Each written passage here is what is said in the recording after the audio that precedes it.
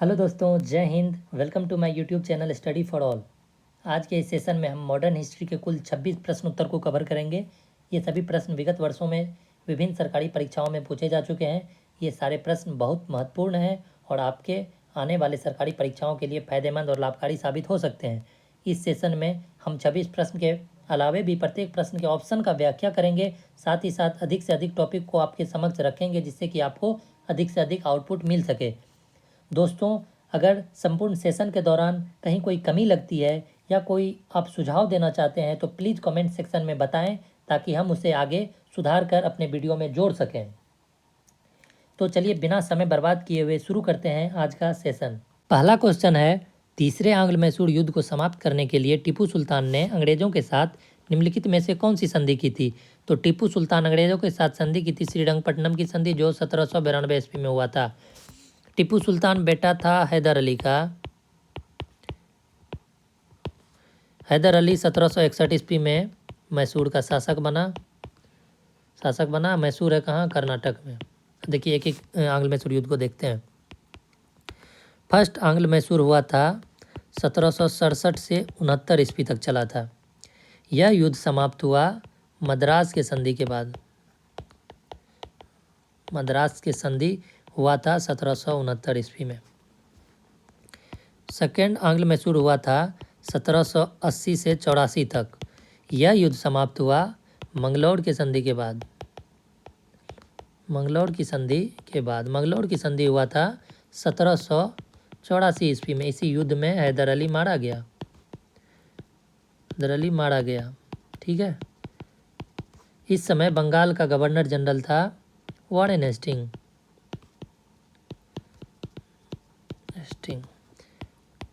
Third जो आंग्ल मैसूर युद्ध था ये 1790 से 92 तक चला। यह युद्ध समाप्त हुआ था श्रीरंगपट्टनम की संधि के बाद। यह संधि हुई थी 1792 ईस्वी में। इस समय गवर्नर जनरल थे लॉर्ड कॉर्नवालिस। ठीक है। उसके बाद है फोर्थ जो आंग्ल मैसूर युद्ध था यह हुआ 1799 में। इसी युद्ध में टीपू सुल्तान मरा। इस समय गवर्नर जनरल थे लॉर्ड वेलेस्ली। कुछ और क्वेश्चन देख लेते हैं। टीपू सुल्तान को शेर ए मैसूर कहा जाता है।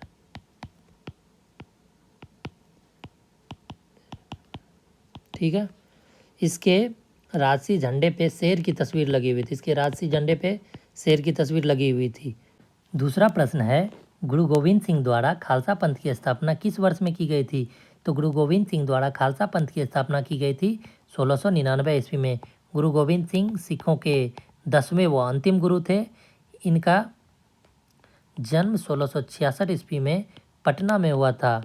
खालसा पंथ का अर्थ होता है पवित्रता का मार्ग, अर्थात जो भी सिख खालसा पंथ ग्रहण करेगा वह पवित्रता के मार्ग पर चलेगा, सदा सत्य बोलेगा। गुरु गोविंद सिंह एक और प्रणाली प्रारंभ किए थे जिसका नाम था पाहुल प्रणाली। इस प्रणाली में क्या होता था, कोई भी सिख जो एक विशेष प्रकार का जल जिसे पाहुल बोलते हैं या जिसे अमृत भी कहते हैं उसको पीकर खालसा फौज का हिस्सा बन जाता था। ठीक है, यही है पाहुल प्रणाली। सिख संप्रदाय के संस्थापक माने जाते हैं गुरु नानक। यह सिखों के पहले गुरु थे। इन्हीं के अनुयायी सिख कहलाए। इन्होंने लंगर नामक निःशुल्क भोजनालय का स्थापना भी कराया। 1538 ईस्वी में इसकी मृत्यु करतारपुर में हो गई। ठीक है। सिखों के दूसरे गुरु थे गुरु अंगद। इनका प्रारंभिक नाम था लहना। इन्होंने लंगर को अस्थायी कर दिया। साथ ही गुरुमुखी लिपि का भी प्रचलन शुरू किया। ठीक है। तीसरे गुरु थे अमरदास। चौथे गुरु थे रामदास। पांचवें गुरु थे रामदास के पुत्र अर्जुन देव। इन्होंने सिखों के पवित्र ग्रंथ आदि ग्रंथ की रचना की। सिखों के पवित्र ग्रंथ आदि ग्रंथ की रचना कौन किए? गुरु अर्जुन देव। गुरु अर्जुन देव खुसरो के मदद किया था। गुरु अर्जुन देव खुसरो का मदद किया था, जिस कारण खुसरो के पप्पा जहांगीर ने इनको मौत के घाट सुला दिया। ठीक है, 5 गुरु हम देख लिए हैं। 5 गुरु अगले क्वेश्चन में देखेंगे। तीसरा क्वेश्चन है खालसा की स्थापना किसने की थी? तो अभी ही देखे हैं, खालसा की स्थापना की थी गुरु गोविंद सिंह ने। गुरु गोविंद सिंह ने खालसा और पाहुल प्रणाली का प्रारंभ किया था। गुरु गोविंद सिंह सिखों के 10वें व अंतिम गुरु थे। इनका जन्म 1666 ईस्वी में पटना में हुआ था। गुरु रामदास सिखों के चौथे गुरु थे। इन्होंने अपने बेटे अर्जुन देव को गुरु का पद सौंपकर गुरु पद को पैतृक बना दिया था। कौन? गुरु रामदास। अर्जुन देव ने आदि ग्रंथ की रचना की थी। गुरु नानक सिख संप्रदाय के संस्थापक माने जाते हैं। सिखों के पहले गुरु और लंगर नामक निःशुल्क भोजनालय का स्थापना कौन किया था? गुरु नानक ने। अब देखिए, सिखों के छठे गुरु हैं हरगोविंद। 7वें गुरु हैं हरराय, याद रखना है। 8वें गुरु है हरकिशन। 9वें गुरु है तेग बहादुर, जिसे औरंगजेब ने इस्लाम धर्म ना कबूल करने के कारण मरवा दिया था। तेग बहादुर को औरंगजेब ने मरवाया था इस्लाम धर्म नहीं कबूल करने के कारण। 10वें व अंतिम गुरु थे गुरु गोविंद सिंह। गुरु गोविंद सिंह। ठीक है, अगला क्वेश्चन है अकाल तख्त का निर्माण किया था। अकाल तख्त का निर्माण किया गया था गुरु हरगोविंद के द्वारा। गुरु रामदास चौथे गुरु थे। गुरु तेग बहादुर 9वें गुरु थे, जिनको औरंगजेब ने मरवाया था। गुरु नानक पहले गुरु थे, सिख संप्रदाय के संस्थापक थे। अगला क्वेश्चन है वर्ष 1999 का वैसाखी का त्यौहार पंजाब के लिए विशेष महत्व का है, क्योंकि विशेष महत्व का है। इस त्यौहार पर खालसा पंथ के 300 वर्ष पूरे हो गए हैं, इसलिए 1999 का वैसाखी का त्यौहार पंजाब के लिए विशेष महत्व का है। अगला क्वेश्चन, निम्नलिखित में से किस सिख गुरु ने गुरु नानक की जीवनी लिखी थी? ये लिखी थी गुरु अंगद देव ने गुरु नानक की जीवनी लिखी थी। गुरु अंगद देव सिखों के दूसरे गुरु थे। ठीक है, गुरु अमरदास सिखों के तीसरे गुरु थे। गुरु अर्जुन देव 5वें गुरु थे। गुरु रामदेव चौथे गुरु थे। अगला क्वेश्चन है सिखों के सैन्य संप्रदाय खालसा का प्रवर्तन किसने किया था? सिखों का सैन्य संप्रदाय खालसा का प्रवर्तन किसने किया था? इसका आंसर हो जाएगा गुरु गोविंद सिंह ने। गुरु हरराय सिखों के 7वें गुरु थे। गुरु हरराय सिखों के 7वें गुरु। गुरु हरकिशन सिखों के 8वें गुरु। गुरु तेग बहादुर 9वें गुरु, जिन्हें औरंगजेब ने मरवाया था इस्लाम धर्म नहीं कबूल करने के कारण। 8वां प्रश्न है सिंध को अंग्रेजों ने कब अधिकृत किया? तो सिंध को अंग्रेजों ने अधिकृत किया था 1843 ईस्वी में अगस्त महीने। ठीक है, इस समय गवर्नर जनरल कौन थे? इस समय गवर्नर जनरल थे लॉर्ड एलनबरो। लॉर्ड एलनबरो के समय ही सिंध को अंग्रेजों में मिलाया गया था। अगला क्वेश्चन है गुरु नानक का जन्म स्थान कौन सा था? तो गुरु नानक का जन्म स्थान था तलवंडी, जो पाकिस्तान में है। लाहौर पाकिस्तान में ही है, गुरदासपुर पंजाब में और अमृतसर पंजाब में। गुरु नानक सिखों के पहले गुरु थे। इन्हें सिख संप्रदाय के संस्थापक के रूप में जाना जाता है। इन्हीं के अनुयायी सिख कहलाए और इन्होंने लंगर नामक निःशुल्क भोजनालय का स्थापना भी किया था। 10वां क्वेश्चन है किस सिख गुरु ने स्वयं को सच्चा बादशाह कहा था?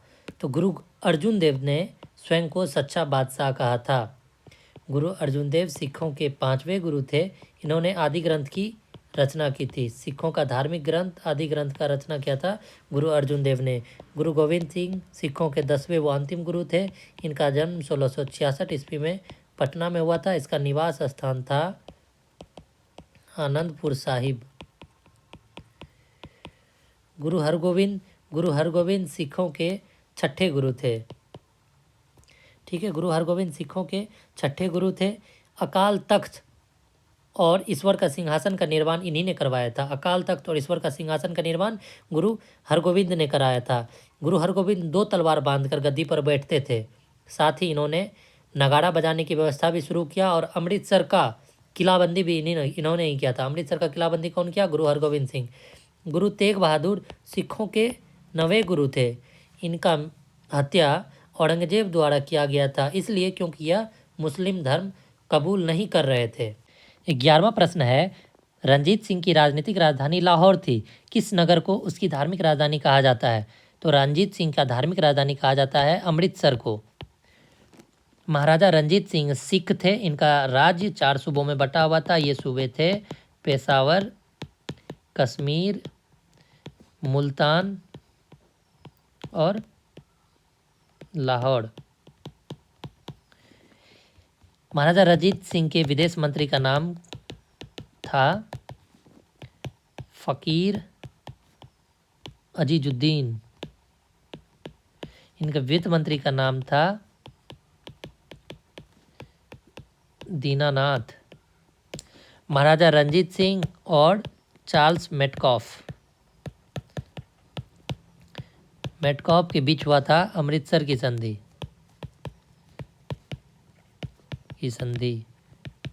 1809 ईस्वी में। ठीक है। 12वां प्रश्न है, निम्नलिखित में से किसने बंगाल में सरकार की द्वैत प्रणाली समाप्त की? तो बंगाल में सरकार की द्वैत प्रणाली समाप्त किए थे वॉरेन हेस्टिंग ने। इसके अलावा वॉरेन हेस्टिंग ने प्रत्येक जिलों में क्रिमिनल कोर्ट व सिविल कोर्ट का निर्माण किया। क्रिमिनल कोर्ट का हिंदी होता है दांडिक या फौजदारी न्यायालय और सिविल कोर्ट का हिंदी होता है व्यवहार न्यायालय या दीवानी न्यायालय। वॉरेन हेस्टिंग ने मुस्लिम शिक्षा के विकास के लिए कलकत्ता में प्रथम मदरसा का स्थापना किया था। इसके अलावा मुगल सम्राट को मिलने वाला 26 लाख का वार्षिक पेंशन को बंद करवा दिया। 26 लाख का वार्षिक पेंशन जो मुगल दरबार को दिया जाता था, मुगल सम्राट को दिया जाता था, उसको बंद करवा दिया। इन्हीं के समय 1774 के रेगुलेटिंग एक्ट के तहत कलकत्ता में एक सुप्रीम कोर्ट का स्थापना किया गया, जिनके प्रथम मुख्य न्यायाधीश थे एलिजा इप्पे। बाद में वॉरेन हेस्टिंग पर ही बर्क के द्वारा महाभियोग चलाया गया था। ये भी क्वेश्चन पूछता है, याद रखिएगा। महाभियोग किस पे चला था? वॉरेन हेस्टिंग पे। क्लाइव बंगाल में द्वैत शासन व्यवस्था का नींव रखा था। लॉर्ड कॉर्नवालिस नागरिक सेवा का जनक माना जाता है। लॉर्ड कॉर्नवालिस भारत में नागरिक सेवा का जनक माना जाता है। कॉर्नवालिस ने कॉर्नवालिस कोड का निर्माण किया था, जो शक्तियों के पृथक्करण सिद्धांत पर आधारित था। इसके समय कंपनी का जो व्यक्तिगत व्यापार करना था, उस पर रोक लगा दिया गया था, पाबंद लगा दिया गया था।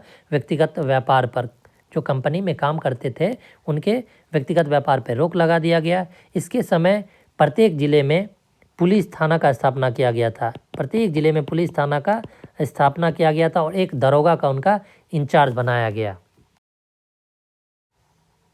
13वां प्रश्न है, किस गवर्नर जनरल ने रोपड़ में रंजीत सिंह का बड़े सम्मान के साथ स्वागत किया था? किस गवर्नर जनरल ने स्वागत किया था? लॉर्ड विलियम बेंटिक ने। ये भारत के प्रथम गवर्नर जनरल थे, Lord William Bentinck. Lord William Bentinck के द्वारा 1829 ईस्वी में राजा राम मोहन राय के सहयोग से सती प्रथा पर रोक लगा दिया गया था। सती प्रथा पर प्रतिबंध लगा दिया गया था। मिंटो प्रथम के समय महाराजा रंजीत सिंह और चार्ल्स मेटकॉफ के बीच अमृतसर की संधि हुई थी। वॉरेन हेस्टिंग के बारे में बताया गया था, जिसपे महाभियोग चला था। लॉर्ड ऑकलैंड के समय में प्रथम आंग्ल अफगान युद्ध हुआ था।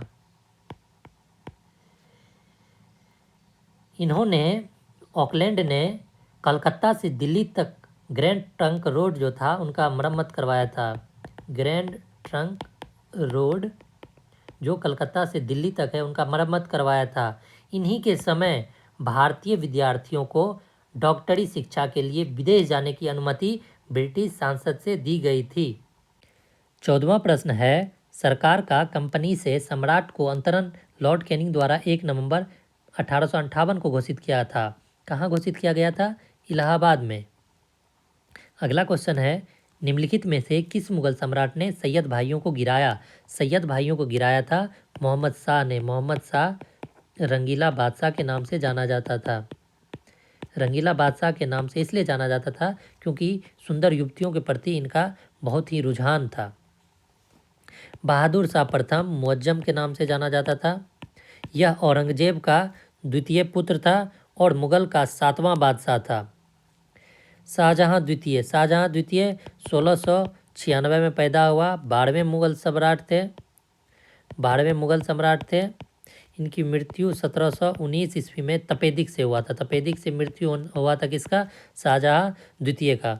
अब देखिए, सैयद भाई में शामिल था हुसैन अली और अब्दुल्ला खां। इन्हें किंग मेकर, दोनों को किंग मेकर कहा जाता था। हुसैन अली और अब्दुल्ला खां सैयद भाई था। इन्हें किंग मेकर के नाम से जाना जाता था। यह मुगल सम्राट में 4 मुगल सम्राटों में उच्च पदाधिकारी पद पे कार्य किया हुआ था। 16वां क्वेश्चन है, नादिर शाह के आक्रमण के समय दिल्ली का शासक निम्नलिखित में से कौन था? तो नादिर शाह जब आक्रमण किए थे उस समय दिल्ली का शासक था मोहम्मद शाह। रंगीला बादशाह, सुंदर युवतियों के प्रति बहुत ही रुझान रहता था इनको, इसलिए इनका नाम रंगीला बादशाह पड़ गया। आलमगीर द्वितीय का पूरा नाम था अजीज उद्दीन। इनका जन्म बुरहानपुर एमपी में हुआ था। बुरहानपुर एमपी में। मुगल सम्राट जहांदार शाह का ये पुत्र था। जहांदार शाह का पुत्र था आलमगीर द्वितीय। इनका मृत्यु 1759 में फिरोज शाह कोटला किला दिल्ली में हुआ। फिरोज शाह कोटला किला दिल्ली में इनका मृत्यु हुआ। बहादुर शाह, पूरा नाम है बहादुर शाह जफर। बहादुर शाह जफर मुगल साम्राज्य का आखिरी शहंशाह था। उर्दू भाषा के ये शायर थे। 1857 का जो भारतीय स्वतंत्रता संग्राम हुआ था उस समय ये भारतीय सिपाहियों का नेतृत्व किया था, परंतु युद्ध में हार गए। हारने के बाद अंग्रेजों द्वारा इन्हें बर्मा, म्यांमार भेज दिया गया, जहां 1862 ईस्वी में इनकी मृत्यु हो गई। शाह आलम द्वितीय को अली गौहर के नाम से जाना जाता है। ठीक है। अगला क्वेश्चन, निम्न में से किस लड़ाई में नादिर शाह ने मुगल सम्राट मोहम्मद शाह को पराजित किया था? मुगल सम्राट मोहम्मद शाह को पराजित किया था करनाल के युद्ध में। 1700 ये युद्ध जो था हुआ था 13 फरवरी 1739 ईस्वी में। नादिर शाह ईरानी शासक था। 18वां प्रश्न है, अवध के स्वायत्त राज्य के संस्थापक कौन था? अवध के स्वायत्त राज्य के संस्थापक था सादत खां। सादत खां के जन्म का कोई तिथि दर्ज नहीं है, परंतु इतिहासकार के अनुसार इनका जन्म 1680 ईस्वी में मीर मोहम्मद अमीन के रूप में हुआ था। मीर मोहम्मद अमीन के रूप में हुआ था। इनके पिता का नाम था मोहम्मद नासिर।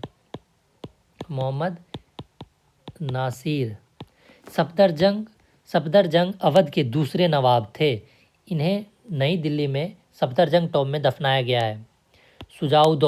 सुजाउद्दौला अवध के नवाब थे। इसके समय औरंगजेब की मृत्यु हो गई थी और मुगल साम्राज्य का पतन के बाद अवध का साम्राज्य एक छोटी रियासत बन गया था। पानीपत की तीसरी लड़ाई और बक्सर की लड़ाई में यह शामिल हुआ था। सुजाउद्दौला पानीपत की तीसरी लड़ाई और बक्सर की लड़ाई में शामिल हुआ था। अगला क्वेश्चन है, निम्नलिखित में से वह गवर्नर कौन सा था जो मैसूर के तीसरे युद्ध में टीपू सुल्तान के विरुद्ध लड़ा था? टीपू सुल्तान के विरुद्ध लड़ा था। इसका आंसर है लॉर्ड कॉर्नवालिस। फर्स्ट आंग्ल मैसूर युद्ध कब हुआ था? फर्स्ट आंग्ल मैसूर युद्ध हुआ था 1767 से 69 ईस्वी तक, जो मद्रास के संधि के बाद खत्म हुआ। द्वितीय आंग्ल मैसूर युद्ध 1780 से 1784 तक चला था। यह मंगलौर के संधि के उपरांत समाप्त हुआ। ठीक है। और थर्ड जो हो गया आंग्ल मैसूर युद्ध 1790 से 92, यह हुआ था श्रीरंगपट्टनम के संधि के बाद समाप्त। श्रीरंगपट्टनम की संधि के बाद। और चतुर्थ जो आंग्ल मैसूर युद्ध था वह 1799 ईस्वी में हुआ था। इसमें टीपू सुल्तान मारा गया था और द्वितीय में हैदर अली मारा गया था। सिखों के अंतिम गुरु निम्न में से कौन था? सिखों का अंतिम गुरु था गुरु गोविंद सिंह, जो सिखों के 10वें गुरु थे। गुरु अर्जुन देव, जिन्होंने आदि ग्रंथ की रचना की थी, सिखों के 5वें गुरु थे। गुरु तेग बहादुर सिखों के 9वें गुरु थे। सिखों के 9वें गुरु इन्हें औरंगजेब ने इस्लाम ना कबूल करने के कारण मरवा दिया था। गुरु अंगद देव सिखों के दूसरे गुरु थे। ब्रिटिश ने पंजाब को निम्नलिखित में से किस सन में अपने राज में मिलाया था? ब्रिटिश ने पंजाब को किस सन में मिलाया था? सन 1849 ईस्वी में। 22वां प्रश्न है, किस राजपूत शासक ने जिज मुहम्मद शाही नामक पहाड़ा का समूह बनाया जिसमें लोग खगोल संबंधी अवलोकन कर सके? तो ये राजा थे राजा सवाई जयसिंह। राजा सवाई जयसिंह अंबर साम्राज्य के कछवाहा राजपूत थे। अंबर साम्राज्य के कछवाहा राजपूत थे। इन्होंने जयपुर शहर का निर्माण भी किया था। जयपुर शहर का निर्माण भी किया था। अजीत सिंह। अजीत सिंह राठौर राजपूत थे। राजस्थान के मारवाड़ क्षेत्र के शासक थे। राठौर राजपूत मारवाड़ क्षेत्र के शासक थे। इनके पिता का नाम था जसवंत सिंह। भाड़मल आमेर के शासक और राजा पृथ्वीराज कछवाहा के पुत्र थे। राजा पृथ्वीराज कछवाहा के पुत्र थे। अकबर के अधीनता स्वीकार करने वाला और अकबर का शाही मनसबदारी में प्रवेश करने वाला ये प्रथम राजपूत शासक थे। मानसिंह। मानसिंह, इन्हें मानसिंह प्रथम के नाम से जानते हैं। मानसिंह प्रथम के नाम से जानते हैं। यह अकबर के दरबार में मुख्य सेनापति था। अकबर के दरबार का मुख्य सेनापति था मानसिंह। अगला क्वेश्चन है, निम्नलिखित में से वह पुर्तगाली कौन था जिसने गोवा पर अधिकार किया था? गोवा पर अधिकार करने वाला पुर्तगाली था Alfonso de Albuquerque. Alfonso de Albuquerque 1509 में भारत में पुर्तगालियों का वायसराय बना एवं 1510 ईस्वी में गोवा के शासक यूसुफ आदिल शाह से गोवा जीत लिया।